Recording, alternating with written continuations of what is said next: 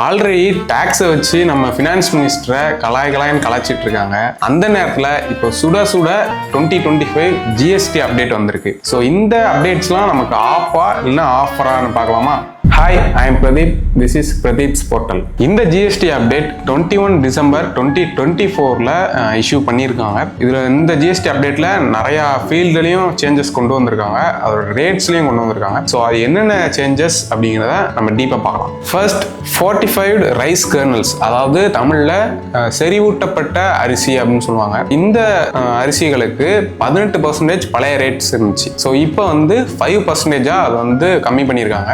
So இந்த changes மூலியமா அவங்க வந்து ஹெல்த்துக்கு வந்து கொஞ்சம் இம்பார்ட்டன்ஸ் கொடுக்குறாங்க அப்படிங்கிறத தெரிவிச்சிருக்காங்க. ஸோ இந்த செறிவூட்டப்பட்ட அரிசினா என்னன்னா 2023 டிஎன் கவர்மெண்ட் ஆல்ரெடி நம்ம ரேஷன் கடைகள் மூலமா கொடுத்தாங்க இந்த அரிசியை. ஸோ இந்த அரிசி வந்து தான் இந்த பிளாஸ்டிக் அரிசின்னு சொல்லிட்டு ரூமர்ஸ் கிளம்பிச்சு. ஸோ இந்த செறிவூட்டப்பட்ட அரிசினா என்னன்னா ஷார்ட்டா சொல்றேன். நிறைய அரிசியில இவங்களே விட்டமின்ஸ் அந்த மாதிரி சில ஊட்டச்சத்துக்கள்லாம் சேர்த்து ஒரு அரிசியா கிரியேட் பண்ணி அதை வந்து மிக்ஸ் பண்ணி கொடுப்பாங்க. ஸோ இதுதான் செறிவூட்டப்பட்ட அரிசின்னு சொல்றாங்க. ஸோ இது மார்க்கெட்லயும் தனியா பிரைவேட்ல அவைலபிளா இருக்கு. இது மூலமா அந்த அரிசிகள்ல கொஞ்சம் ரேட்டும் கம்மியாகும் அப்படின்ட்டு எக்ஸ்பெக்ட் பண்றாங்க. Next, gene therapy. இந்த ஜீன் தெரப்பினா என்ன அப்படின்னு பார்க்கலாம் ஷார்ட்டா. ஜீன் தெரப்பினா ஒருத்தரோட ஜீன்ல போயிட்டு ஒரு சில மாற்றங்கள் செய்து அந்த ஒரு நோயோ இல்லைன்னா ஏதாவது ஒரு இன்ஃபெக்ஷனோ அடுத்த ஜெனரேஷனுக்கு பரவாம தடுக்கிறது பேர் தான் ஜீன் தெரப்பி. ஸோ இந்த தெரப்பிக்கு ஆல்ரெடி 12% ஜிஎஸ்டி இருந்தது. ஸோ இப்போ ஃபுல்லா நீல் பண்ணியிருக்காங்க. அதாவது இனிமேல் ஜிஎஸ்டியே கிடையாது இந்த ஜீன் தெரப்பிக்கு. ஸோ இது மூலியமா நிறைய பேரோட அந்த மெடிக்கல் எக்ஸ்பென்சஸ் கம்மியாகும்.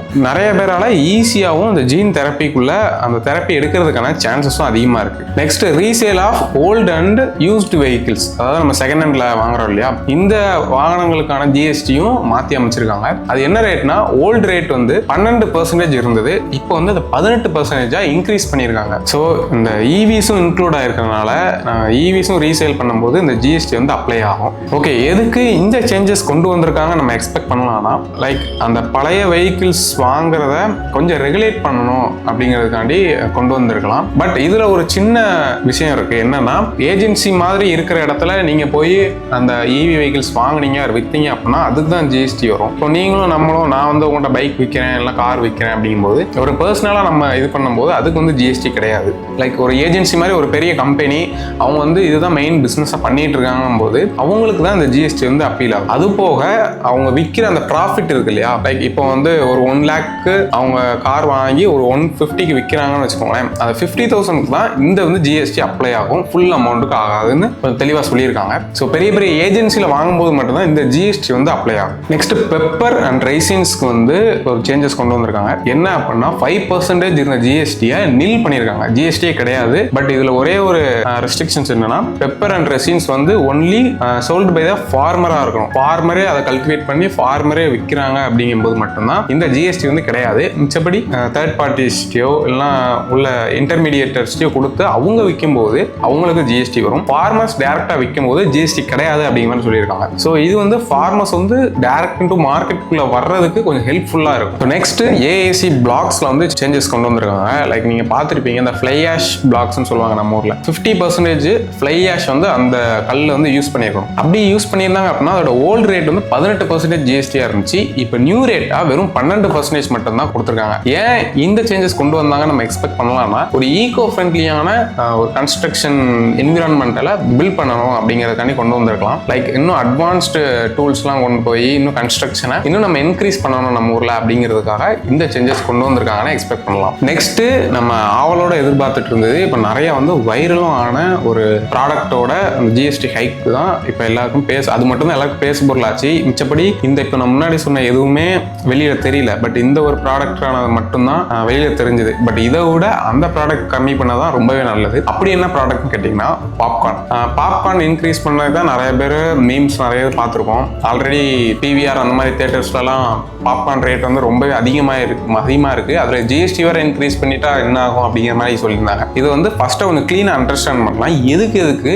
இன்க்ரீஸ் பண்ணியிருக்காங்க அப்படிங்கிறத. பாப்கார்னோட அந்த நிறைய அவங்க பேக்கிங் மெட்டீரியலை பொறுத்து ஜிஎஸ்டி வந்து இன்க்ரீஸ் பண்ணியிருக்காங்க. அதை நம்ம டீப்பா பார்த்தோம்னா, தியேட்டர்ல விற்கிற பாப்கார்னுக்கு ஆல்ரெடி 5% ஜிஎஸ்டி இருந்தது. இப்போ அதே தான் ரீட்டைன் ஆகுது, கூட்டமும் இல்லை குறைக்கவும் இல்லை. தியேட்டர்ல விற்கிற பாப்கார்ன்ஸ்லாம் ரெஸ்டாரண்ட் அந்த ஃபீல்டுல போயிடும். ஸோ அவங்க ஃப்ரெஷ்ஷாக ரெடி பண்ணி கொடுக்கறதுனால அதுக்கு வந்து 5% தான் அப்படியே ரிட்டர்ன் ஆகுது. கிடையாது. அதனால தியேட்டர்ல உள்ள பாப்கார்ன் ரேட்லாம் கூடுறதுக்கு வாய்ப்பு இல்லை. ஓகே ப்ரோ, வேற என்ன கூடி இருக்குன்னு கேட்டீங்கன்னா சால்ட் அண்ட் ஸ்பைசில பேக்கேஜ்டு பாப்கார்ன் இருக்கு இல்லையா, பாப்கார்ன் ரெடி பண்ணி பேக்கேஜ் பண்ணி வித்துட்டு இருப்பாங்க. ஸோ அந்த மாதிரி பாப்கார்ன்ஸுக்கு 12% ஜிஎஸ்டி கொடுத்துருக்காங்க. லைக் அது வந்து கேரமலைஸ்டா இருந்தது, தியேட்டர்ல வைக்கிறதுலையும் ரொம்ப ஜாம் ஆகுது, கேரமலைஸ்டு இருந்துச்சு அப்படின்னா அதுவும் 18% ஆயிரும். இந்த பேக்கேஜ்லயும் கேரமலைஸ்டு இருந்துச்சுன்னா 18% ஆகும். ஸோ அதில் ஸ்வீட், அதாவது பேசிக் கான்செப்ட் தான். சால்ட் அண்ட் ஸ்பைசி மிச்ச ஃபிளேவர்ஸ்க்குலாம் இந்த 5% வந்து தியேட்டர், 12% பேக்கேஜ். இன்கேஸ் கேரமலைஸ்டு அதில் சுகர் ஆட் பண்ணியிருக்காங்க அப்படிங்கும் போது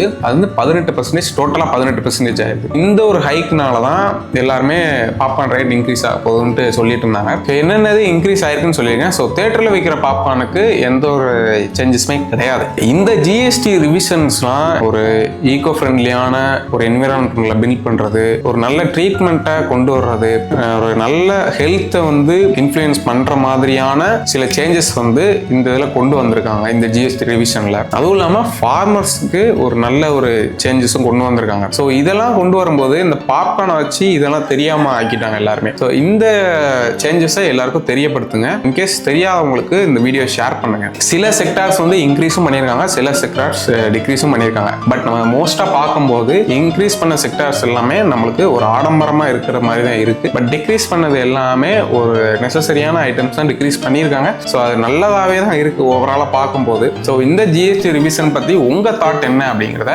கீழே கமெண்ட்ல சொல்லுங்க. உங்களை நெக்ஸ்ட் வீடியோல பார்க்குறேன். பாய்.